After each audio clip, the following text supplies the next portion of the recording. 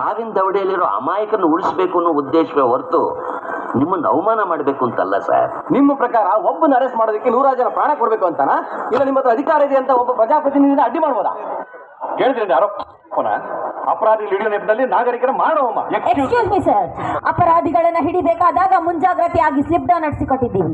ಟೆರರಿಸ್ಟ್ಗಳ ಗುಂಡಿಗೆ ಅಮಾಯಕರು ಬಲಿಯಾದರು. ಅವ್ರನ್ನ ಹಾಸ್ಪಿಟಲ್ಗೆ ಸೇರಿಸೋ ಸಮಯದಲ್ಲಿ ಮಾನ್ಯ ಮಂತ್ರಿಗಳಿಗೆ ತೊಂದರೆ ಆಗಿರ್ಬೋದು, ಆದ್ರೆ ಆ ಸಮಯದಲ್ಲಿ ನಮಗೆ ಪ್ರಜೆಗಳ ಪ್ರಾಣನೇ ಮುಖ್ಯ ಆಗಿತ್ತು ಸರ್. ನೀವು ಮಾತ್ರ ಪ್ರಜಾರಕ್ಷಕರು, ನಾವು ಪ್ರಜಾಪಕ್ಷಕರು, ಏನ್ರಿ ನೀವು ಹೇಳ್ತಾ ಇರೋದು?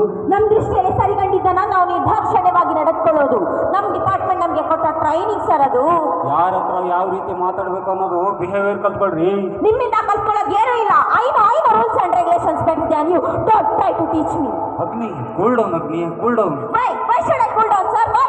ಅವ್ರು ಮಾಡಿರೋ ತಪ್ಪನ್ನ ಅವ್ರಿಗೆ ಹೇಳ್ತಿದ್ದೀನಿ. ಅಂತಪ್ಪ ಇಷ್ಟಾದ್ರೂ ನನಗೆ ರೂಲ್ಸ್ ಹೇಳಿದ್ರಲ್ಲ, ಅವರ್ ಸತ್ರು ಇಬ್ಬರು ಸತ್ರು ಅಂತ. ಅದೇ ಡಿಪಾರ್ಟ್ಮೆಂಟ್ ಅಲ್ಲಿ ಎಷ್ಟು ಜನ ಸತ್ರು ಅಂತ ಕೇಳಿದ್ರ? ಇಲ್ಲ. ಯಾಕೆ?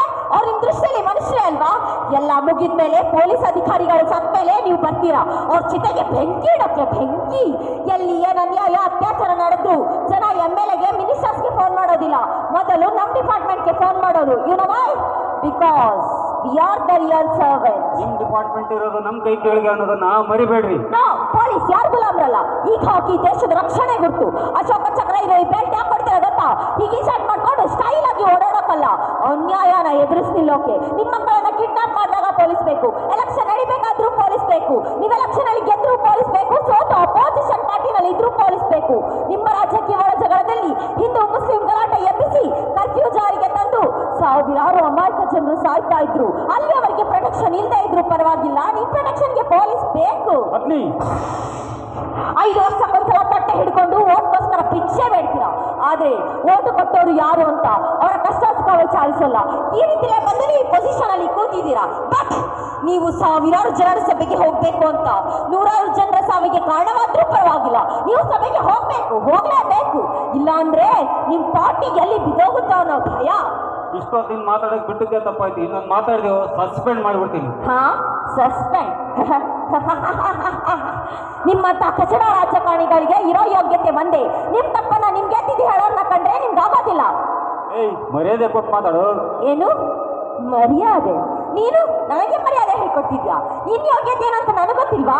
ನೀನು ಈ ಪದವಿಗೆ ಬರೋ ಮುಂಚೆ PTS ಬಸ್ಗೆ ಕ್ಯೂ ನಿಂತ್ಕೋತಾ ಇದ್ದೆ, ಆದ್ರೆ ಈಗ ಸರ್ಕಾರ ಕೊಟ್ಟಿರೋ 1 ಕಾರ್ ಸಾಲದು ಅಂತ ನಿನ್ನ ಬಂಗ್ಲೆಯಲ್ಲಿ ಎಷ್ಟು ಕಾರ್ ಇದೆ ಅಂತ ನಿನಗೆ ಗೊತ್ತಿಲ್ಲ, ನಿನ್ನ ಸಸ್ಪೆಂಡ್ ಮಾಡ್ತೀಯಾ? ಹೆತ್ತ ತಂದೆ ತಾಯಿಗಳು ಮಕ್ಕಳ ಭವಿಷ್ಯಕ್ಕೋಸ್ಕರ ಬೆವರು ರಕ್ತ ಸುರಿಸಿ ಸಾಕಿ ಬೆಳೆಸಿ ನಾಳೆ ನಮಗೆ ಆಸರೆ ಆಗ್ತಾರೆ ಅಂತ ವಿದ್ಯಾವಂತರನ್ನಾಗಿ ಮಾಡ್ತಾರೆ. ಅವರ ವಿದ್ಯೆಗೆ ತಕ್ಕ ಉದ್ಯೋಗ ಕೊಡೋ ಯೋಗ್ಯತೆ ನಿಮ್ಗಿಲ್ಲ, ಅದಕ್ಕೂ ನಿಮ್ಗೆ ಲಂಚ ಕೊಡ್ಬೇಕು. ನಿಮ್ಗೆ ಲಂಚ. ನೀನೊಬ್ಬ ಮಿನಿಸ್ಟ್ರು, ನೀನ್ ನನ್ನ ಸಸ್ಪೆಂಡ್ ಮಾಡ್ತೀಯಾ? ಆಫ್ಟರ್ ಆಲ್ ಒಬ್ಬ ಪೊಲೀಸ್ ಆಫೀಸರ್ಗೆ ಎಷ್ಟಯ್ಯ ಮಾತಾಡ್ತೀಯಾ? After all police. ನಿನ್ಗೆ ಹಿಂದೆ ಮುಂದೆ 4 ಜೀಪ್ಗಳಲ್ಲಿ ತಮ್ಮ ಪ್ರಾಣದ ಹೊಂಟೋರ್ದು ಕೈಯಲ್ಲಿ ಆಯುಧ ಹಿಡಿದು ಆಫ್ಟರ್ ಆಲ್ ಈ ಪೊಲೀಸ್ ನಿಮ್ ರಕ್ಷಣೆಗೆ ಇರಲೇಬೇಕು. ಅದೇ ಪೊಲೀಸ್ ತನ್ನ ಡ್ಯೂಟಿ ಮುಗಿಸಿ ಮನೆಗೆ ಹೋಗ್ಬೇಕಾದಾಗ ಪೊಲೀಸ್ ಸ್ಟೇಷನ್ ಅಲ್ಲಿ ಅವ್ನಿಗೆ ಕೊಟ್ಟಂತ ರೈಫಲ್ ಅನ್ನು ಇಟ್ಟು ಹೋಗ್ಬೇಕು. ಅವ್ನ ಮನೆಗೆ ಸೇರ್ತಾರೋ ಇಲ್ಲ ಅನ್ನೋ ಗ್ಯಾರಂಟಿ ಇರಲ್ಲ. ಆದ್ರೂ ಸರ್ಕಾರದ ಕೆಲಸ ದೇವರ ಕೆಲಸ ಅಂತ ಅನ್ಕೊಂಡು ನಿಮ್ಮಂತವರ ರಕ್ಷಣೆ ಮಾಡಬೇಕು. ಆಫ್ಟರ್ ಆಲ್ ಈ ಪೊಲೀಸ್. ಆ ಫ್ರೀಡಮ್ ಫೈಟರ್ಸ್ ಗಳಿಗೆ ಯಾವ ಪಕ್ಷದ ಭೇದ ಭಾವನೂ ಇರಲಿಲ್ಲ, ಅವರೆಲ್ಲರ ಗುರಿ ಒಂದೇ ಆಗಿತ್ತು, ಭಾರತದ ಸ್ವಾತಂತ್ರ್ಯ. ಆದ್ರೆ ಇವತ್ತು ನಿಮ್ಮಂತ ಸ್ವಾರ್ಥ ರಾಜಕಾರಣಿಗಳು ಆ ಪಕ್ಷ ಅಂತ 100 ಪಕ್ಷಗಳನ್ನ ಸೃಷ್ಟಿಸಿ ಕುರ್ಚಿ ಹಿಡಿಯೋದ ಹಕ್ಕೆ ಆ ಧ್ವಜ ಈ ಧ್ವಜ ಅಂತ ಸಾವಿರಾರು ಧ್ವಜಗಳನ್ನ ತೋರಿಸಿ ರಾಷ್ಟ್ರ ಧ್ವಜದ ಗುರ್ತನ್ನೇ ಮರೆಸ್ಬಿಟ್ರಿ. ನಿಮ್ಮಂತವರೆಲ್ಲ ನಮ್ಮ ದೇಶದ ರಾಜಕಾರಣಿಗಳು. ನೀವು ನನ್ನ ಸಸ್ಪೆಂಡ್ ಮಾಡ್ತೀರಾ?